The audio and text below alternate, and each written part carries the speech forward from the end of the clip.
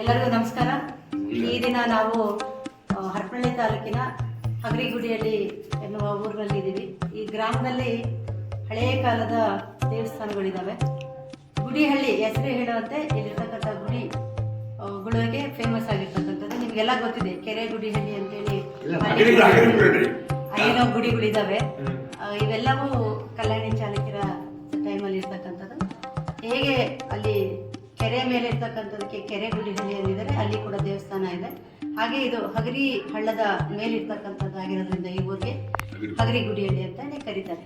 ಈ ಊರಲ್ಲಿರ್ತಕ್ಕಂಥದ್ದು 2 ದೇವಸ್ಥಾನಗಳು ಹಳೆಯ ಕಾಲದ ಕಲ್ಯಾಣಿ ಚಾಲುಕ್ಯರಿಗೆ ಸಂಬಂಧಪಟ್ಟಿರ್ತಕ್ಕಂಥ ದೇವಸ್ಥಾನಗಳು. ಇದು ತ್ರಿಕೂಟಾಚಲ ದೇವಸ್ಥಾನ. ತ್ರಿಕೂಟಾಚಲ ಅಂದರೆ 3 ಗರ್ಭಗುಡಿಯಿಂದ ಹೊಂದಿರತಕ್ಕಂಥ ಒಂದು ದೇವಸ್ಥಾನ. ಈ 3 ಗರ್ಭಗುಡಿಯಲ್ಲಿ ಮೊದಲಿಗೆ ಸೂರ್ಯನ ಒಂದು ಇದನ್ನ ನೋಡೋಣ, ಶಿಲ್ಪವನ್ನು ನೋಡೋಣ. ಈ ಶಿಲ್ಪ ಏನಂದ್ರೆ ಸೂರ್ಯನ ಪ್ರಭಾವಳಿ ಇದೆ. ಮತ್ತೆ ಸೂರ್ಯ ಅಂತಾನೆ ಹೇಳ್ಬೇಕಂದ್ರೆ ಕೆಳಗಡೆ 7 ಕುದುರೆಗಳನ್ನ ಕಾಣ್ಬೋದು ನಾವು. ಅದರ ಮೇಲೆ 2 ಕೈಯಲ್ಲಿ ಕಮಲವನ್ನು ಇಟ್ಕೊಂಡಿರ್ತಕ್ಕಂಥ ಸೂರ್ಯನನ್ನ ನೀವು ಗಮನಿಸ್ಬೋದು. ಸೂರ್ಯನಾರಾಯಣ ಒಂದು ವಿಗ್ರಹ. ಇಲ್ಲಿ ಅವರು ಸಣ್ಣ ಸಣ್ಣ ಸಣ್ಣ ಒಂದು ದಶಾವತಾರದ ಚಿತ್ರಗಳನ್ನ ಮಾಡಿರ್ತಕ್ಕಂಥ 1 2 3 4 5 6 7 8 9 ದಿನ ಜಾಸ್ತಿ ಇರೋದ್ರಿಂದ ದಶಾವತಾರ ಎಲ್ಲ ಅಲಂಕಾರಕ್ಕಾಗಿ ಮಾಡಿರ್ತಕ್ಕಂಥ ಇದು. 2 ಕೈಯಲ್ಲಿ ಕಮಲವನ್ನ ಇಟ್ಕೊಂಡಿರ್ತಕ್ಕಂಥ ಸೂರ್ಯ, ಮತ್ತೆ ಅವರ ಪಕ್ಕ ಆ ಕಡೆ ಈ ಕಡೆ ಛಾಯೆ ಅಂತಾರೆ, ಕುಶೆ, ಪ್ರತ್ಯುಷೆ ಅಂತಾರೆ, ಸಂಧ್ಯಾ, ಮತ್ತೆ ಬೇರೆ ಬೇರೆ ಇದ್ರು ಜೊತೆಗೆ ಯಾವಾಗ ಇದ್ದೇ ಇರ್ತಾರೆ. ಹಿಂದೆ ಒಂದು ಕಿಂಡಿ ಇದೆ. ಆ ಕಿಂಡಿಯ ಮೂಲಕ ಸೂರ್ಯನ ಕಿರಣ ಪೂರ್ವದಿಂದ ಬಂದು ಎದುರುಗಡೆ ಇರ್ತಕ್ಕಂಥ ಲಿಂಗದ ಮೇಲೆ ಬೀಳುವಂತಹ ವ್ಯವಸ್ಥೆಯನ್ನು ಮಾಡಿರ್ತಕ್ಕಂಥದ್ದು. ಆ ಲಿಂಗ ಇಲ್ಲಿ ಹೇಳ್ತಕ್ಕಂಥ ಹೆಸರು ತ್ರಯಂಬಕೇಶ್ವರ ಅಂತ ಹೇಳ್ತಾ ಇದ್ದಾರೆ. ಆ ತ್ರಯಂಬಕೇಶ್ವರ ಲಿಂಗವನ್ನು ನೋಡೋಣ. ಅದಕ್ಕೆ ಎದುರಾಗಿ ನಂದಿ ವಿಗ್ರಹ ಕೂಡ ಸುಂದರವಾಗಿ ಕೆತ್ತನೆಯನ್ನ ಮಾಡಿರ್ತಕ್ಕಂಥದ್ದು. ಪ್ರತಿಯೊಂದು ಸಣ್ಣ ಸಣ್ಣ ಅಂಶಗಳನ್ನು ಕೂಡ ಅವರು ಬಹಳ ಸುಂದರವಾಗಿ ಕೆತ್ತಿದ್ದಾರೆ. ಆ ಗಂಟೆ ಇರ್ಬೋದು, ಆ ಗಂಟೆಗೆ ಇರ್ತಕ್ಕಂಥ ಸರಪಳಿ ಇರ್ಬೋದು, ಕಟ್ಟಿರ್ತಕ್ಕಂಥ ಮಾದರಿ, ಈ ಗಂಟಿದೆಯಲ್ಲ, ಈ ಬಂಧ, ಇದನ್ನು ಕೂಡ ಎಷ್ಟು ಸುಂದರವಾಗಿ ಕಟ್ಟಿರ್ತಕ್ಕಂಥದ್ದು. ಕಾಲು ಮಚ್ಚಿಕೊಂಡು ಕೂತ್ಕೊಂಡಿರ್ತಕ್ಕಂಥ ನಂದಿ ತುಂಬ ಅಲಂಕೃತವಾಗಿರ್ತಕ್ಕಂಥ ಸೂಕ್ಷ್ಮ ಕೆತ್ತನೆಯನ್ನು ಮಾಡಿರ್ತಕ್ಕಂಥ ಕುಸರಿ ಕೆಲಸವನ್ನು ನೀವು ಇಲ್ಲಿ ಕಾಣ್ಬೋದು. ಹಾಗೆ ಸೂರ್ಯನ ಎದುರುಗಡೆ ಇರ್ತಕ್ಕಂಥ ಈ ಒಂದು ಲಿಂಗವನ್ನು ನೋಡಿದ್ರೆ ನೇರವಾಗಿ ಆ ಸೂರ್ಯನ ಬೆಳಕು ಇಲ್ಲಿ ಮೇಲೆ ಇರ್ತಕ್ಕಂಥದ್ದು. ಅದಕ್ಕೆ ಹೋಗ್ತಕ್ಕಂಥ ಈ ಬಾಗಿಲವಾಡ ಇದೆಯಲ್ಲ, ಆ ಕಡೆ ಈ ಕಡೆ ಶೈವ ದ್ವಾರಪಾಲಕರಿದ್ದಾರೆ. ಇಲ್ಲಿ ಕೆಳಗಡೆ ದ್ವಾರಪಾಲಕರು ಅವ್ರ ಕೈಯನ್ನು ಕಟ್ಟ ಮಾಡಿರೋದ್ರಿಂದ ಅವರ ಸಿಂಬಲ್ಗಳು ಗೊತ್ತಾಗಲ್ಲ. ಬಟ್ ಅಲ್ಲಿ ತ್ರಿಶೂಲವನ್ನು ಇಟ್ಕೊಂಡಿರ್ತಕ್ಕಂಥ, ಇಲ್ಲಿ ಡಮರುಗಳನ್ನು ಇಟ್ಕೊಂಡು ಹಾವನ್ನು ಕೂಡ ಇಲ್ಲಿ ಇಟ್ಕೊಂಡಿರ್ತಕ್ಕಂಥ ವಿಶೇಷವಾದ ಒಂದು ಚಿತ್ರ ಇದೆ. ಇಲ್ಲಿ ಕೈ ಮುಟ್ಟಿರೋದ್ರಿಂದ ಹೇಳಕ್ಕಾಗ್ತಾ ಇಲ್ಲ. ಈ ದ್ವಾರಪಾಲಕರು ಮತ್ತೆ ಮೇಲ್ಗಡೆ ಫಸ್ಟ್ಗೆ ನೀವು ಮಕರ ತೋರಣವನ್ನು ಕಾಣ್ಬೋದು. ಮಕರ ತೋರಣದ ಒಳಗಡೆ, ಮಕರ ತೋರಣ ಅಂದರೆ ಅಲ್ಲಿ ನೋಡಿ ಮಸಳೆ ಇದೆ. ಮಸಳೆಯ ಮೂಲಕ ತೋರಣವನ್ನು ಮಾಡ್ತಕ್ಕಂಥ, ಅದರ ಮೇಲೆ ಒಬ್ಬ ವ್ಯಕ್ತಿ ಅದನ್ನು ನಡೆಸ್ತಕ್ಕಂಥ ಇರೋದು.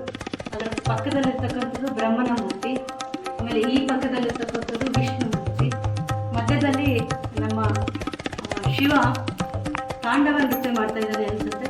ಆ ತಾಂಡವ ನೃತ್ಯದಲ್ಲಿ ಕೆಳಗಡೆ ಇರ್ತಕ್ಕಂಥ ವಾದ್ಯಗಳನ್ನೆಲ್ಲ ನೋಡಿಸ್ತಕ್ಕಂಥ ಇದನ್ನು ನೋಡ್ಬೋದು. 3 ಜನ ಬ್ರಹ್ಮ, ವಿಷ್ಣು ಮತ್ತು ಮಹೇಶ್ವರನನ್ನು ಇಲ್ಲಿ ಕಾಣ್ಬೋದು. ಹಾಗೆ ಒಳಗಡೆ ಲಿಂಗು ಇದೆ, ಅದ್ಭುತವಾದಂತಹ ಲಿಂಗು. ಇಲ್ಲಿ ದಿನ ಪೂಜೆ ನಡೀತಾ ಇದೆ. ಅದರ ಜೊತೆಗೆ ಮಧ್ಯದಲ್ಲಿರ್ತಕ್ಕಂಥ ಗರ್ಭಗುಡಿಯಲ್ಲಿ ಕೂಡ ಲಿಂಗ ಇದೆ. ಈ ಲಿಂಗ ಇಂತ ಮುಂಚೆ ನಾವಿಲ್ಲಿ ನೋಡಿದ್ರೆ ಫಸ್ಟಿಗೆ ಇದು ಗಜಲಕ್ಷ್ಮಿಯ ಲಲಾಟ ಬಿಂಬ ಅಂತ ಏನು ಕರಿತೀವಿ ನಾವು. ಲಲಾಟ ಬಿಂಬದ ಮಧ್ಯದಲ್ಲಿ ಗಜಲಕ್ಷ್ಮಿ ಇದೆ. ಆ ಕಡೆ ಈ ಕಡೆ ಏನು ನಾವು ಕಮಲದ ಮಗು ಕೆಳಗಾಗಿ ಬಿದ್ದಿರ್ತಕ್ಕಂತಹ ಅಷ್ಟು ಸುಂದರವಾದ ಚಿತ್ರವನ್ನು ಕಾಣ್ಬೋದು. ಹಾಗೆಯೇ ಇಲ್ಲಿ ನೀವು ವೈಷ್ಣವ ಧರ್ಮಕ್ಕೆ ಸಂಬಂಧಪಟ್ಟಿರ್ತಕ್ಕಂತಹ ದ್ವಾರಪಾಲಕರನ್ನು ಕಾಣ್ಬೋದು. ಜಯ ವಿಜಯ ಅಂತ ಕೂಡ ಕರೀತಾರೆ. ಇಲ್ಲಿ ಚಕ್ರ, ಇಲ್ಲಿ ಶಂಕು ಇರ್ತಕ್ಕಂಥ ಇದು ದ್ವಾರಪಾಲಕರು. ಇದು ಗರ್ಭಗುಡಿ ವೈಷ್ಣವ ಧರ್ಮಕ್ಕೆ ಸಂಬಂಧಪಟ್ಟಿರ್ತಕ್ಕಂಥ ವಿಗ್ರಹ ಇತ್ತು ಅನಿಸುತ್ತೆ. ನಂತರದ ಕಾಲದಲ್ಲಿ ಬದಲಾವಣೆ ಆಗಿರುವಂಥ ಕುರುಹು ಕಾಣ್ತಾ ಇದೆ ಇಲ್ಲಿ. ಇಲ್ಲಿ ನಾವು ಯಾಕೆ ಅದನ್ನು ಸ್ಪಷ್ಟವಾಗಿ ಹೇಳ್ಬೋದು ಅಂದರೆ ಇದು ಬದಲಾವಣೆ ಆಗಿರ್ಬೋದು ಅಂತ. ಮೇಲ್ಗಡೆ ಇಲ್ಲಿನೂ ಕೂಡ ಮಕರ ತೋರಣ ಇದೆ. ಮಕರ ತೋರಣ ಪಕ್ಕ ಅಲ್ಲಿ ಫಸ್ಟಿಗೆ ನೋಡಿದ್ರೆ ನೀವು ಇಲ್ಲಿ ವರಹ ಮೂರ್ತಿಯನ್ನು ಕಾಣ್ಬೋದು. ಇಲ್ಲಿ ಪ್ರಥಮವಾಗಿರ್ತಕ್ಕಂಥ ಇಲ್ಲಿರ್ತಕ್ಕಂಥ ವರಹ ಮೂರ್ತಿ, ವರಹ ಭೂದೇವಿ ಇದೆ. ಒಂದು ದಶಾವತಾರದಲ್ಲಿ ವರಹ ಕೂಡ ಭಾಳ ಇಂಪಾರ್ಟೆಂಟ್ ಆಗಿರ್ತಕ್ಕಂಥದ್ದು. ಭೂಮಿ ಮುಳುಗಲು ಅದು ಎತ್ಕೊಂಡಿರ್ತಕ್ಕಂಥ ಇದನ್ನು ವರಹ ಮೂರ್ತಿ ಇರ್ತಾರೆ. ಇಲ್ಲಿ ಮಧ್ಯದಲ್ಲಿರ್ತಕ್ಕಂಥದ್ದು ನರಸಿಂಹ ಇದನ್ನು ಬಟ್ಟೆಯನ್ನು ಬಗೆದು ಕರಳೆಲ್ಲ ಮೈ ಮೇಲೆ ಹಾಕೊಂಡಿರ್ತಕ್ಕಂಥದ್ದು ಸ್ಪಷ್ಟವಾಗಿ ಕಾಣುತ್ತೆ ನರಸಿಂಹನ ವಿಗ್ರಹ. ಅದರ ಪಕ್ಕ ಕೃಷ್ಣನ ವಿಗ್ರಹವನ್ನು ಕೂಡ ನೀವು ಕಾಣ್ಬೋದು. ಇವೆಲ್ಲವೂ 12ನೇ ಶತಮಾನದ ನಮ್ಮ ಕಲ್ಯಾಣಿ ಚಾಲುಕ್ಯರ ಕಾಲಘಟ್ಟದ ದೇವಸ್ಥಾನಗಳಂತ ಹೇಳ್ಬೋದು. ಹಾಗಾಗಿ ಇದು ತ್ರಿಕುಟಾಚಲ ದೇವಸ್ಥಾನ. ಈ ದೇವಸ್ಥಾನ ಭಾಳ ಸುಂದರವಾಗಿದೆ. ಅದರ ಮೇಲೆ ವಸತನೂ ಕೂಡ ಅಳವಡಿಸಿದ್ದಾರೆ. ಹಾಗೆ ಇಲ್ಲೊಂದು ಶಾಸನ ಕೂಡ ಇದೆ. ಈ ಶಾಸನ ಇದುವರೆಗೂ ಪ್ರಕಟ ಮಾಡಿಲ್ಲ. ಇದನ್ನು ಓದಿಸಿ ಇದೆಲ್ಲ ಮಾಡಿದ್ರೆ ಈ ದೇವಸ್ಥಾನಕ್ಕೆ ಯಾವ ರಾಜನ ಕಾಲದಲ್ಲಿ, ಯಾರ ಮಾಂಡಲಿಕರ ಕಾಲದಲ್ಲಿ ಯಾರು ಇದಕ್ಕೆ ದಾನದತ್ತಿಯನ್ನು ಕೊಟ್ಟರು ಅನ್ನೋಂಥ ವಿವರಣೆ ಇಲ್ಲಿ ಸಿಗುತ್ತೆ. ಇಲ್ಲಿ ಮೇಲ್ಗಡೆ ಇರ್ತಕ್ಕಂತಹ ಒಂದು ಲಾಂಛನವನ್ನು ಕಟ್ ಮಾಡಿದ್ದಾರೆ. ಒಂದೊಂದು ಸರ್ತಿ ಈ ಕಾಲಘಟ್ಟದಲ್ಲಿ ತುಂಬ ಹೋರಾಟಗಳು ನಡೆದಾಗ ಈ ಥರದ ಜಾತಿ ಸಿಂಬಲ್ಗಳನ್ನ ತಂದಾಗಿರ್ತಕ್ಕಂಥ ಉದಾಹರಣೆಗಳು ಭಾಳ ಇದೆ. ಬಹುಶಃ ಇದು ಶೈವ ಧರ್ಮಕ್ಕೆ ಸಂಬಂಧಪಟ್ಟಿರ್ತಕ್ಕಂಥ ಶಾಸನ ಇರ್ಬೋದು. ಈಗ ಮೇಲೆ ಅಂತ ಕಾಣುತ್ತೆ. ಈ ಶಾಸನವನ್ನು ಓದಿದ ಮೇಲೆ ಇದು ಈ ಊರಿನ ಇತಿಹಾಸ ಅಥವಾ ಈ ದೇವಸ್ಥಾನದ ಇತಿಹಾಸ, ಈ ದೇವಸ್ಥಾನಕ್ಕೆ ದಾನದತ್ತಿಯನ್ನು ಕೊಟ್ಟಿರ್ತಕ್ಕಂಥ ಬಗ್ಗೆ ನಾವು ತಿಳ್ಕೊಬೋದು. ಹಾಗಾಗಿ ಇದು ಇನ್ನೂ ಎಲ್ಲಿನೂ ಕರೆಕ್ಟ್ ಆಗದೆ ಇರುವಂಥ ಶಾಸನ ಆಗಿರೋದ್ರಿಂದ ನಮ್ಮ ಊರಿಗೆ ಒಂದು ಇತಿಹಾಸವನ್ನು ಕಲಿಸ್ಕೊಡುವಂಥ ಒಂದು ಇದು ಅಂತ ಹೇಳ್ಬೋದು. ಇದು ಶಾಸನ ಭಾಳ ಮುಖ್ಯವಾಗಿರ್ತಕ್ಕಂಥದ್ದು. ಇವರೆಲ್ಲ ಭಾಳ ಬುದ್ಧಿವಂತಿಕೆ ಮಾಡಿ ದೇವಸ್ಥಾನದೊಳಗೆ ಇಟ್ಟಿರೋದ್ರಿಂದ ಕಾಲಮಾನಕ್ಕೆ ಇದು ಸೌದು ಹೋಗ್ತೇನೆ, ಹಾಳಾಗ್ತೇನೆ, ಹಾಗೆ ಉಳ್ಕೊಂಡಿದೆ. ಹಾಗಾಗಿ ಈಗ ಗ್ರಾಮದ ಜನರಿಗೂ ಕೂಡ ನಾವು ಧನ್ಯವಾದಗಳನ್ನ ಹೇಳಬೇಕಾಗುತ್ತೆ. ಅಂದರೆ ಇತಿಹಾಸ ಪ್ರಜ್ಞೆಯಲ್ಲಿ ಇತಿಹಾಸವನ್ನು ಉಳಿಸ್ಕೊಂಡು ಹೋಗಬೇಕಾಗಿದ್ದರಿಂದ ಅದನ್ನು ಉಳಿಸ್ಕೊಂಡು ಹೋಗಿದ್ದಾರೆ. ಎಲ್ಲರಿಗೂ ನಾವು ಧನ್ಯವಾದ ಹೇಳ್ತೀವಿ. ಹಾಗೆಯೇ ಮುಂದೆ ಊರಲ್ಲಿ ಒಂದು ಕಟ್ಟೆ ಇದೆ. ಆ ಕಟ್ಟೆ ಮೇಲೆ ಹಲವಾರು ವಿಗ್ರಹಗಳಿದ್ದಾವೆ. ಅದರಲ್ಲೂ ವೀರಗಲ್ಲುಗಳು ಅವೆಲ್ಲ ಇದ್ದಾವೆ. ಅವನ್ನು ಕೂಡ ಫೋಟೋ ಎಲ್ಲ ವಿಡಿಯೋ ಎಲ್ಲ ತೆಗೆದು ನಿಮಗೆ ಪ್ರಸ್ತುತಪಡಿಸ್ತೀವಿ. ಇನ್ನು ಮುಂದಿನ ದಿನಮಾನಗಳಲ್ಲಿ ಇದ್ರ ಬಗ್ಗೆ ಇನ್ನು ಹೆಚ್ಚಿನ ಆಸಕ್ತಿ ಹೊಂದಿರೋರು ಸಂಶೋಧಕರು ಬಂದು ಈ ಊರಿನ ಬಗ್ಗೆ, ಈ ಇತಿಹಾಸದ ಬಗ್ಗೆ ಎಲ್ಲರಿಗೂ ಮನವರಿಕೆ ಮಾಡಿಕೊಡ್ಬೇಕಂತ ಈ ಮೂಲಕ ಕೇಳ್ಕೊಳ್ತೀನಿ.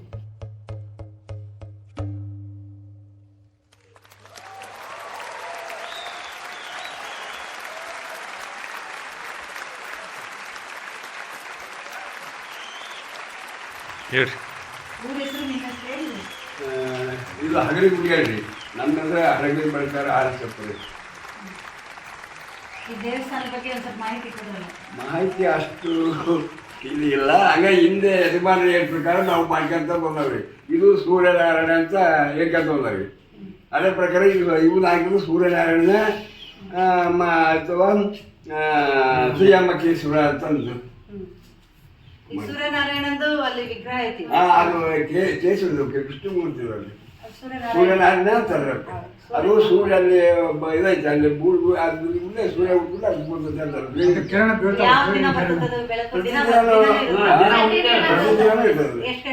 ಬೆಳಗ್ತೀರಿ. ಸೂರ್ಯ ಉದಯ ಆಗಿದ್ದು ಅಲ್ಲಿ ಬರ್ತಾರೆ. ಅಲ್ಲಿಂದ ಈಶ್ವರ ಲಿಂಗ ಸೂರ್ಯನಾರಾಯಣಕ್ಕೆ ಇವಾಗ ಪ್ರಭು ಕಿರಣು ಆ ಕಿರಣಕ್ಕೆ ಅಲ್ಲಿ ಬರ್ತದೆ ಅಂತಾರೆ. ನಾವು ನೋಡಿಲ್ರಿ ಅಂತಾರ.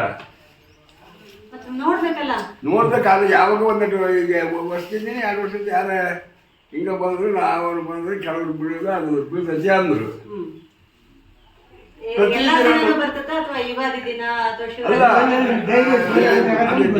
ಬರ್ಬೋದ್ರಿ. ಅದು ಸೂರ್ಯನಾರಾಯಣ ಲಿಂಗ ಐತಲ್ರಿ ಇಲ್ಲಿಗೆ, ಆ ಲಿಂಗಕ್ಕೆ ಬೀಳ್ತದೆ ಅಂತಾರೆ. ಸೂರ್ಯ ಊಟ ಪೂರ್ವಾರು ಇಲ್ಲಿ ಪಶ್ಚಿಮ ದಕ್ಷಿಣಕ್ಕೊಂದು ಲಿಂಗ ಇದೆಲ್ಲ, ಅದಕ್ಕೆ ಹೆಸರು ಇದೆ. ಇದು ಅರ್ಧನಾರೀಶ್ವರ ಅಂತಂದು ಇಲ್ಲ. ಅದು ಲಿಂಗ ಅಂದ್ರೆ ಮೊದಲು ಏನೋ ಮುಚ್ಚಿತ್ತು ಉಪಚಿತ್ತು ಅಂದ್ರೆ ಮತ್ತೆ ಯಾರ ಅರ್ಚಕ ಅಂತ ಬಂದು ಅದನ್ನೆಲ್ಲ ದಿನ ತಗೋತೋ ಅದು ಮುಚ್ಚಿತ್ತು ಅಂದ್ರೆ ಅದು ತಗೊಂಡು ಆನಾಗ ಲಿಂಗ ಕಂಡಲ್ಲಿ ಅಲ್ಲೇ ಇರ್ತಿದ್ರು. ಅದೇನೋ ಕಾಲ ಮುಚ್ಚಿಬಿಡೋದಲ್ಲ ಅದನ್ನ ತಗೊಂಡು ಲಿಂಗ ಇದೈತಿ ಪೀಠ ಮ್ಯಾಗದು ಇದು ಸೇರಿದ್ದು ಅಂದ್ರೆ ಅದನ್ನ ಅಲ್ಲಿ ಬಂದ್ಬೋದಾಗ ಅದು ಸಿಕ್ಕತ್ತೆ. ಅಲ್ಲಿ ಲಿಂಗ ಅಲ್ಲೇ ಮತ್ತೆ ಮೊನ್ನೆಗೆ ಸಿಗ್ತೈತೆ ಅಲ್ಲಿ ಅಂತ. ಬೇಕಾದಷ್ಟು ಇದು ಬಂದಿದೆ ಟೆಕ್ನಾಲಜಿ ಇದ್ರಿ ಇದು ಒಳ್ಳೆ ಇನ್ನಿಂದ ಈ ಗ್ರಾಮದ ಕಷ್ಟ ಇದೇ ಕಾಲಘಟ್ಟದಿಂದ ಯಾವ ಹಳೆ ಇಲ್ಲೊಂದು ಐತ್ರಿ ಅದಕ್ಕೆ ಇದಕ್ಕೆ ಸಂಬಂಧಪಟ್ಟದ್ದು ಕಲ್ಲೇಶ್ವರ ಅಂತ ಇದು ಸಂಬಂಧಪಟ್ಟದ್ದು ಅದನ್ನ ತಕೊಂಡ್ಬರ್ತೀವಿ. ಅದು ಇದೆ ಇದಕ್ಕೆ ಸಂಬಂಧಪಟ್ಟದ್ದು ಅದು ಇದೇ ಇದೆ ಮತ್ತೆ ಇದನ್ನೆಲ್ಲ ರಿನೋವೇಟ್ ಯಾವಾಗ ಮಾಡಿದ್ರಿ? ಇದು ಎಷ್ಟಪ್ಪ ಅದೇ ಯಾರು ಬಂದು ನಿಮ್ಗೆಲ್ಲ ಹೆಲ್ಪ್ ಮಾಡಿದ್ರು? 2007 ಮಾಡಿದ್ರು. ಗೃಹ ಸಚಿವರು ಕರ್ನಾಟಕ ಸರ್ಕಾರ ಅಂತ ಅವ್ರು ನಿಮಗೆ ಮಾಡ್ಕೊಟ್ ನೀವು ಕೇಳಿದ ಮೇಲೆ ಮಾಡ್ಕೊಟ್ರ ಮತ್ತೆ ಮಾಡ್ಕೊಟ್ರ? ನೀವು ಹೋಗಿದ್ರೆ ಕೇಳಿ ನಾವೇ ಹೋಗಿಲ್ಲ ಅಂತ ಹೋಗಿದ್ರು. ಅದರ ನಿಮಗೆ ಮತ್ತೆ ಏನಾದ್ರು ಹೆಚ್ಚಿನ ಮಾಹಿತಿ ಆಯ್ತಾ? ಮಾಹಿತಿ ಕೇಳ್ತಾರೆ. ದೇವಸ್ಥಾನ